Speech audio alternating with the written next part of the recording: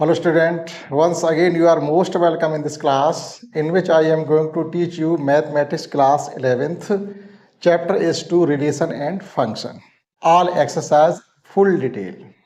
आज पढ़ने वाले एक्सरसाइज 2.1 जिसमें हम पढ़ेंगे पहले रिलेशन।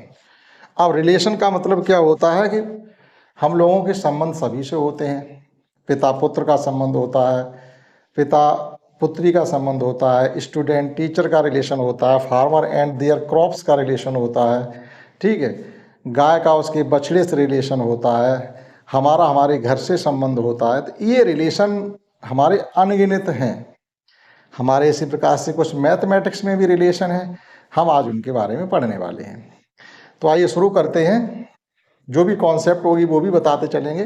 तो इसमें क्या है, कार्टेशियन प्रोडक्ट होता है। जैसे हमारे पास दो सेट हैं तो पहले हम कार्टेशियन प्रोडक्ट को समझ लें, उसके बाद हम आपको क्वेश्चंस करवाएंगे। सिंपल है, बहुत ही ज़्यादा, कुछ भी कठिन नहीं है।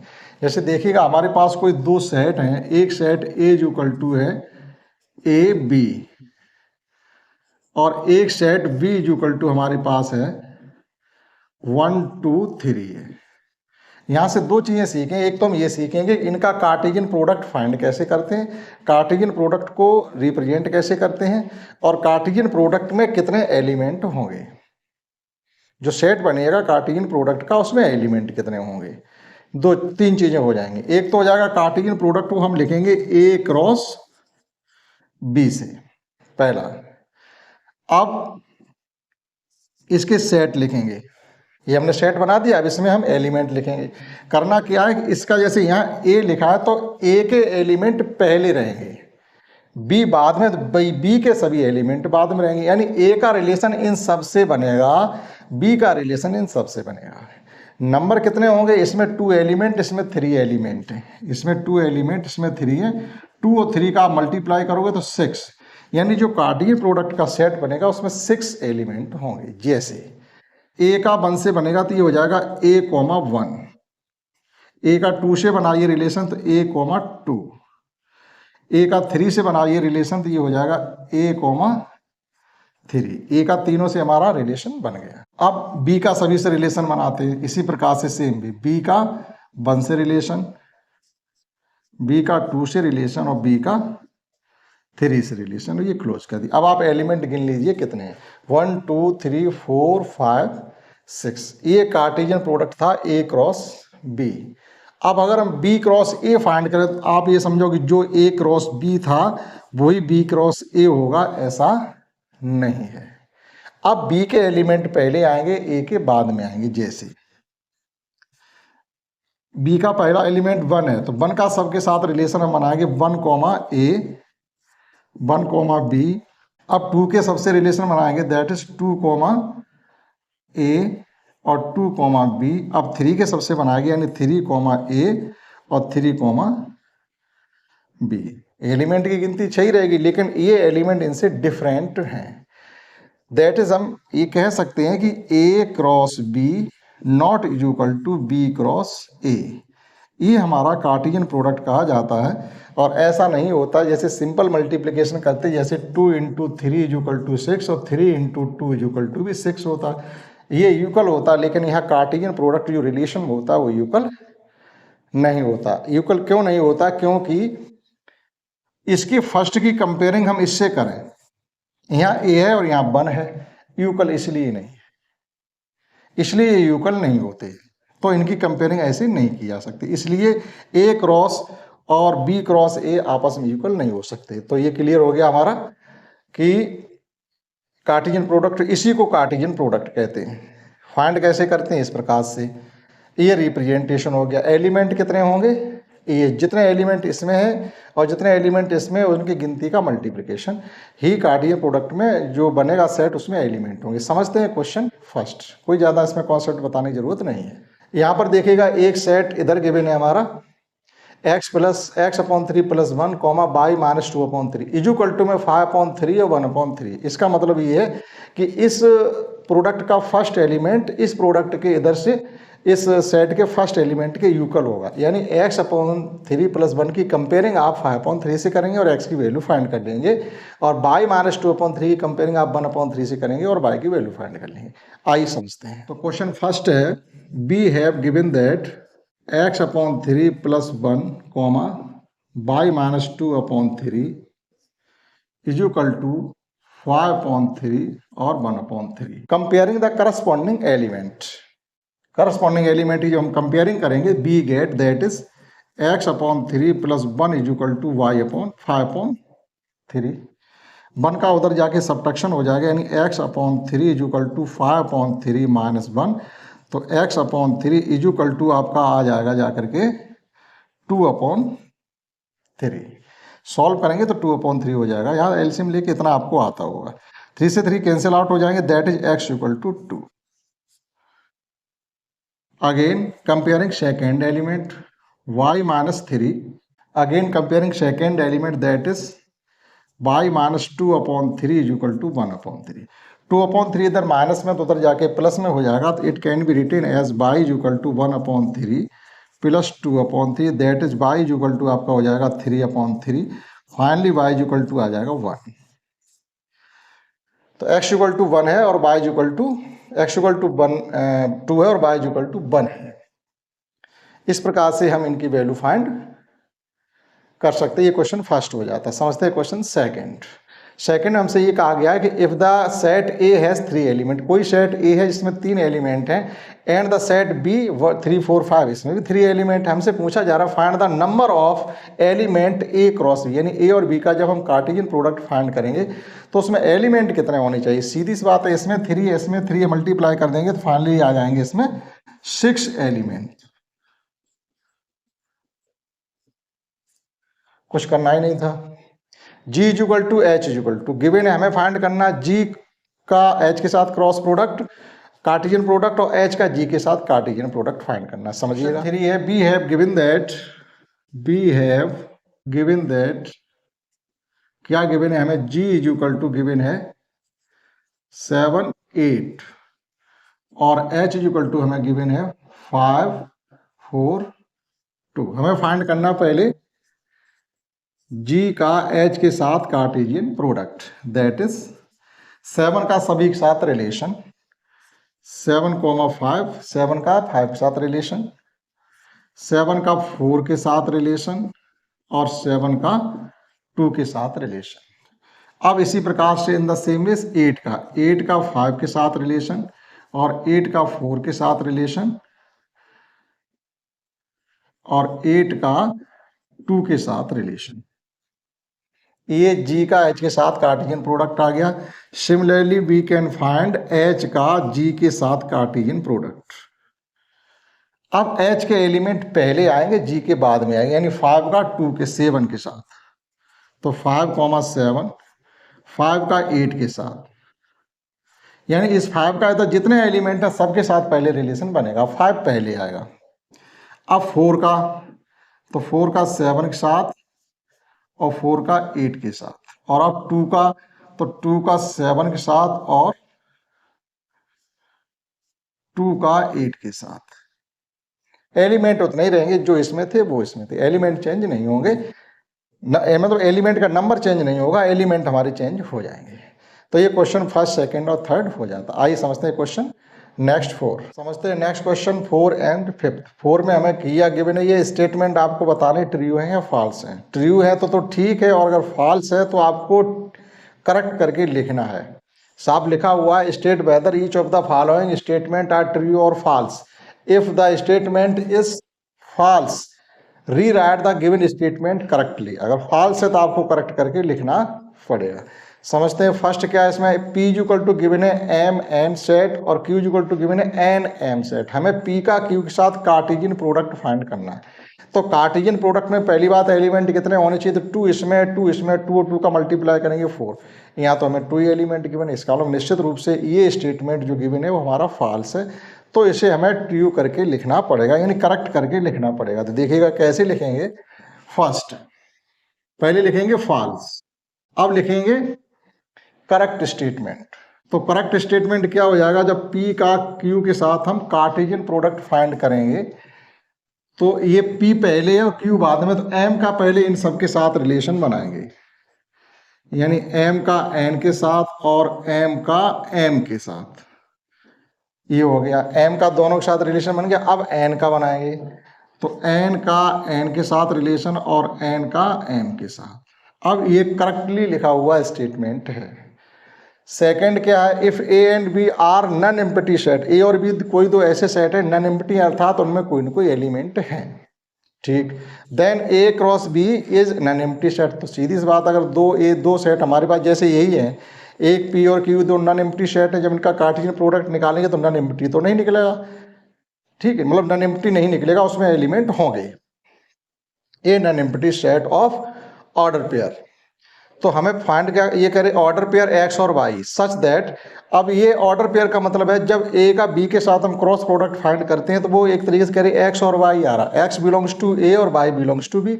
सही है, पहला एलिमेंट पहले सेट से रिलेटेड बता रहे, दूसरा एलिमेंट दूसरे सेट से रिलेटेड बता रही, करेक्ट है। अगर वो यहाँ पर ये कह देते x belongs to B and A और ये वाई बिलोंग्स टू ए तो गलत हो जाता।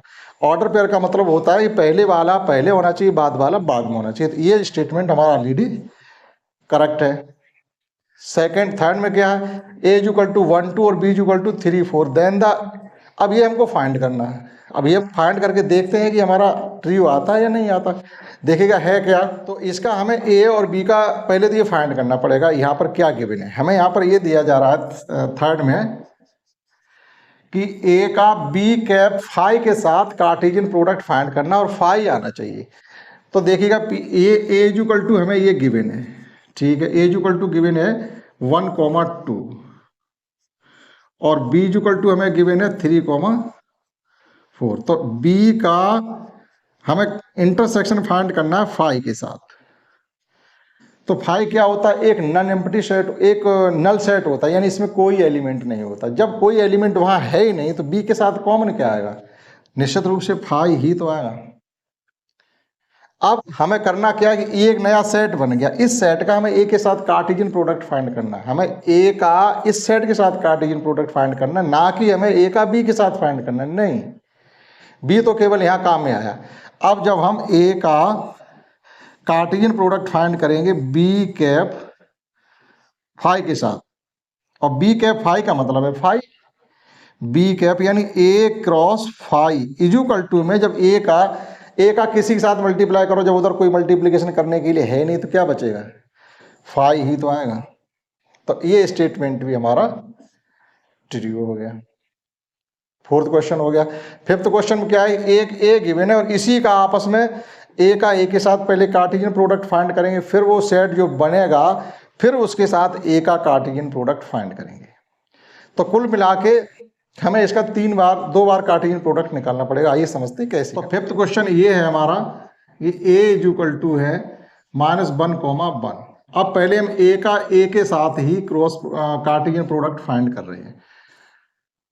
तो एक तरीके से इसी का इसी के साथ, यानी एक बार हम फिर लिख ले रहे हैं अपनी समझ के लिए, -1 -1 का 1 के साथ, -1 का -1 के साथ, -1 का 1 के साथ, ठीक, 1 का दोनों के साथ रिलेशन बन गया। अब 1 का -1 के साथ, अब इस 1 का इस 1 के साथ, यानी 1 और 1 कितना आ गया। अब एक सेट ये बन गया, इसका फिर हम एक बार इसी के साथ कार्टेशियन प्रोडक्ट फाइंड करेंगे। तो ये लिखा क्या जाएगा कि ए क्रॉस ए। अब इस 1 का इन सब के साथ पहले रिलेशन बनाएंगे और पहले नंबर भी ये 1 आएगा, फिर इस 1 का इन सब के साथ हम रिलेशन बनाएंगे। कुल मिला के एलिमेंट कितने होने चाहिए थे, 4 तो यहाँ होने चाहिए थे, 4 और 2, 4 2 8। अब 8 एलिमेंट बन जाएंगे हमारे इस सेट में। तो पहले ये रहेगा -1, फिर -1 और फिर -1। अब ये पहले -1 आएगा, फिर ये -1 आएगा और फिर 1 आएगा। पहले -1 1 -1 -1 1 1। इस -1 का सबके साथ रिलेशन बन गया हमारा। अब इस 1 का बनाएंगे इन्हीं के साथ। तो 1 -1 -1 1 -1 1 1 -1 1। अब इसका रिलेशन बनाएंगे इनके साथ, यानी 1 1 -1। अब इसका रिलेशन बनाएंगे हम इसके साथ, यानी 1 1 1। आप काउंट कर लीजिएगा, 1 2 3 4 5 6 7 8। ये गिनती भी होती है, जो इतने एलिमेंट इसमें है उसका इसमें कितने एलिमेंट है मल्टीप्लाई कर दिया जाता है। तो ये कंप्लीट हो जाता है क्वेश्चन 5। समझते हैं नेक्स्ट क्वेश्चन 6। समझते हैं नेक्स्ट क्वेश्चन 6 और 7। 6 में देखिए हमें कार्टेशियन प्रोडक्ट पहले से गिवन है, हमें फाइंड क्या करना है कि ए में कौन से एलिमेंट होने चाहिए और बी में कौन से, ए सेट और बी सेट हमें फाइंड करना है। देखो ये बहुत आसान होता है, जब कार्टेशियन प्रोडक्ट जैसे हमको गिवन है तो ए में जो सेट होंगे वो कार्टेशियन प्रोडक्ट की जो पेयर बन रही है ऑर्डर्ड पेयर, इसमें पहले वाले सेट ए के होंगे। तो ए और ए तो हो नहीं सकता सेट में, तो एक ए होगा, सेट में रिपीटेशन तो होता नहीं, ए होगा। और यहाँ पर देखिएगा बी होगा। तो ए सेट में दो ही एलिमेंट है हमारे ए कोमा बी, और बी सेट के जो एलिमेंट होंगे, अब यहाँ पर एक्स और वाई बचा हुआ है, एक्स और वाई, ए सेट बी के एलिमेंट होने चाहिए। अगर आप इनका कार्टेशियन प्रोडक्ट फाइंड करेंगे तो आप चेक कर लीजिएगा यही आएगा। ए का करेंगे एक्स के साथ तो ए एक्स, ए का करेंगे वाई के साथ ए वाई, बी का करेंगे एक्स के साथ तो बी एक्स, और बी का करेंगे वाई के साथ बी वाई। मैच हो रहा है, बस इससे ज़्यादा नहीं हो सकता। क्वेश्चन 7 थोड़ा बड़ा हो सकता है। A equal to B equal to C equal to D, 4 set हमको गिवन है। हमें वेरीफाई क्या करना है कि बी क्रॉस सी का, बी इंटरसेक्शन सी का ए के साथ क्रॉस प्रोडक्ट फाइंड करना है, फिर ए क्रॉस बी फाइंड करना है और ए क्रॉस सी फाइंड करना है, इन कार्टेशियन प्रोडक्ट फाइंड करना, उनकी कैप निकालनी, वो हमारे इनके यूकल आनी चाहिए। तो सबको पता करके बस बताना है यूकल है कि नहीं। तो सबसे पहले क्या फाइंड करते हैं बी क्रॉस सी, उसके बाद बी क्रॉस सी नहीं सॉरी बी इंटरसेक्शन सी, फिर ए के साथ उसका कार्टेशियन प्रोडक्ट। तो चलते 7 क्वेश्चन में। हमें फाइंड करना पहले B cap C, B cap C, B का सी के साथ इंटरसेक्शन, कौन से एलिमेंट इंटरसेक्शन में है हमारे 1 2 3 4 और 5 6। भैया कोई कॉमन नहीं है, कोई एलिमेंट कॉमन नहीं है बी और सी में।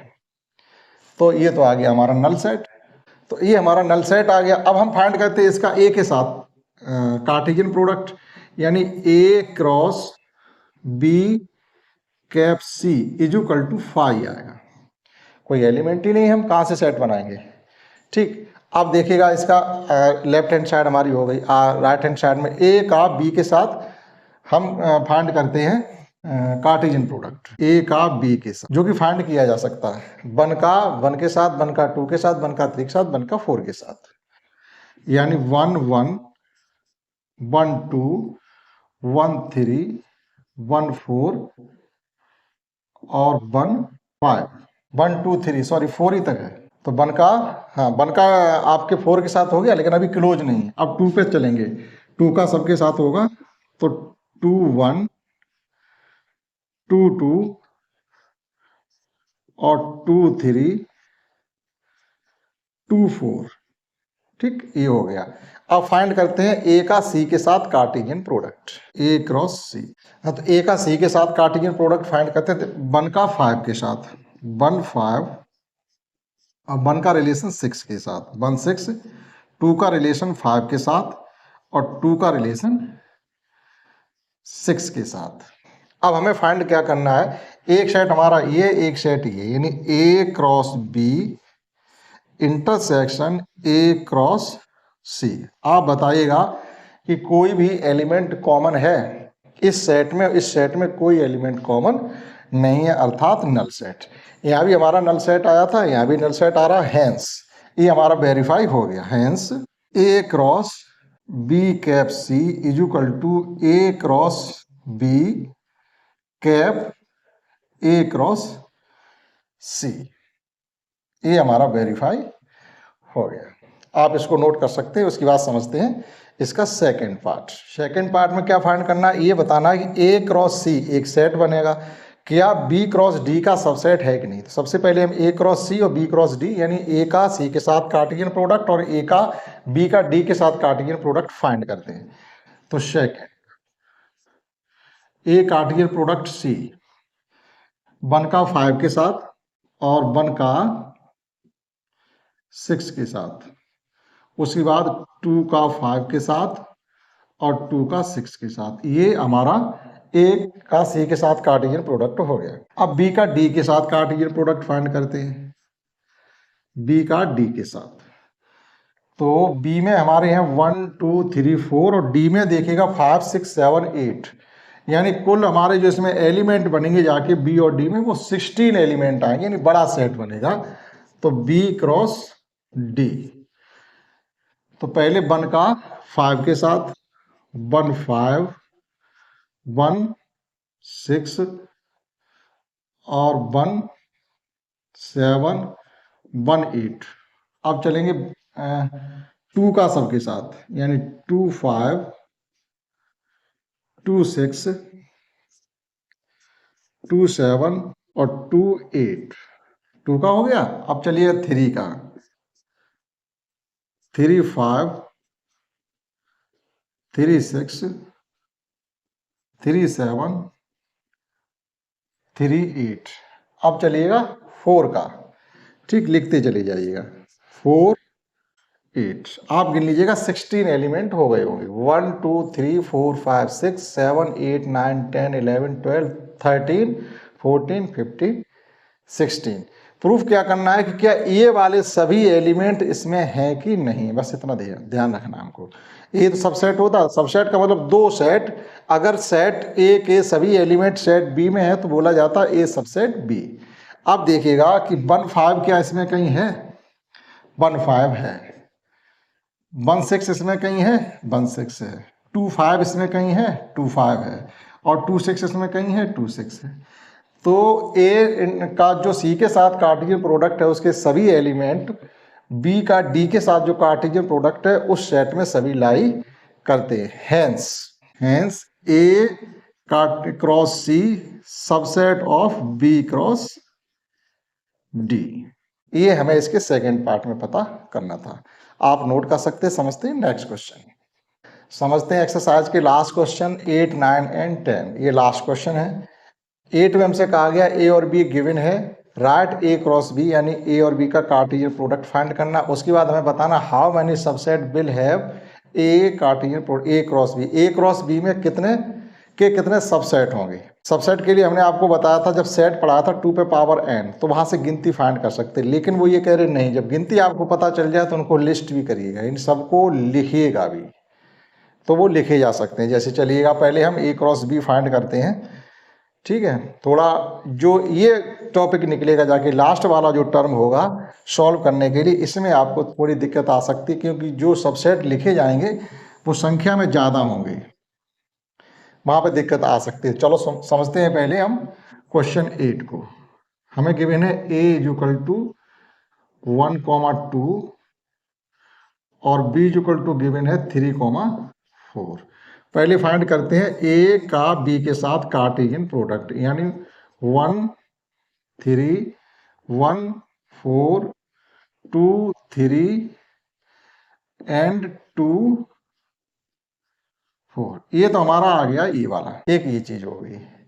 अब यहाँ पर how many subset will have ए, अब दूसरा आंसर लिखिएगा। पहला आंसर ये हो गया, अब दूसरा आंसर हमें ये बताना सबसेट होंगे कितने। Now number of subsets will be in A Cartesian product B are, या बी लिख देंगे केवल। Now number of subset in, now number of subsets in A Cartesian product B are 2 पे power n। It means 2 to the power n का मतलब 1 2 3 4, यानी ये हो जाएंगे हमारे 16 सबसेट बनेंगे जाके। अब उन्होंने आगे क्या कह दिया कि अब आप उनको लिखिएगा। अभी तो 16 एलिमेंट आपको लिखने पड़ेंगे, बताते हैं आपको कैसे लिखने हैं। Now subsets are, now subsets are, तो ये फर्स्ट हो गया, ये सेकंड हो गया, और इसका ये थर्ड पार्ट है। इसमें 3 पार्ट है क्वेश्चन 8 में।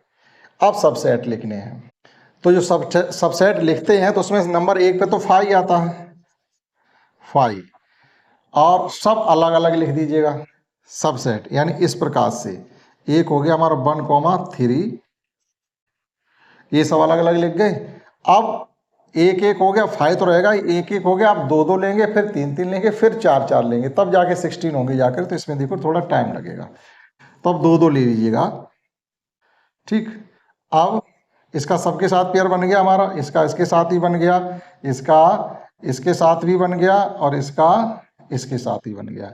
अब दूसरे वाले का बनाते हैं, यानी 1 4 कॉमा 2 3, 1 4 कॉमा 2 4, और इसी का किसके साथ बनाएंगे, 1 4 का 1 4 कॉमा 1 3, इनका सबके साथ बन गया, फिर इसका सबके साथ बन गया, अब इसका बनाएंगे सबके साथ।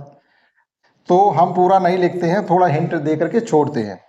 तो हमने क्या किया, पहले 2 2 लेंगे, इसका रिलेशन क्या है, पहले 1 1, फिर 2 2, फिर 3 3, फिर 4 4 और 1 5, टोटल हमारे बनेंगे जाके 16। ठीक है, क्योंकि अभी लिखने में और ज़्यादा टाइम लगने वाला है। तो अब इस प्रकार से आप इसको पूरा कंप्लीट कर सकते हो। समझते हैं क्वेश्चन 10, कार्टेशियन प्रोडक्ट यहाँ पर A क्रॉस A है, जिसमें 9 एलिमेंट हैं, जिसमें 0 1 और 1 0 भी मिला है। तो भी ये कह रहे बताइएगा ए में कौन कौन से एलिमेंट, तो ए में एलिमेंट कितने होंगे, यहाँ पर देखिएगा ये A क्रॉस A है, एलिमेंट 9 है, इसका मतलब है कि ए में 3 एलिमेंट होने चाहिए, उसी के साथ तो कार्टेशियन प्रोडक्ट फाइंड कर रहे हैं, तो 3 एलिमेंट होने चाहिए, -1 0 1, देखिएगा -1 0 और 1, ये एलिमेंट होने चाहिए ए में।